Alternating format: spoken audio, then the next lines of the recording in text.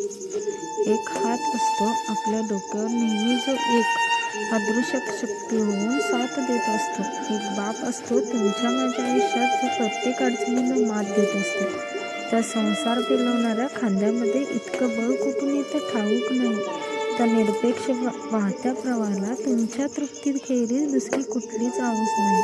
तो अबोल असतो बऱ्याच वेळा एका झुकलेल्या वयस्कर वृक्षाप्रमाणे, पण ती सावली सगळं सांगून जाते. किती पावसाळे कोलून पाडले त्या पाऱ्याने.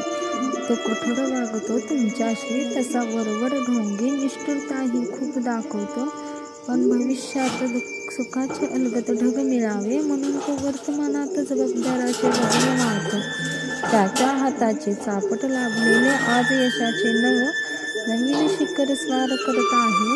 त्याने रिकाम्या सोडल्या होत्या आपल्या पोटाच्या खळग्या, म्हणून आज आपल्या भुका भागत आहे. एक अजब मिश्रण असतं हे, ज्याचं रहस्य किती शोधलं तरी मिळत नाही. म्हणूनच तर म्हटलं जातं, बाप होणं काय असतं हे बाप झाल्याशिवाय कळत नाही.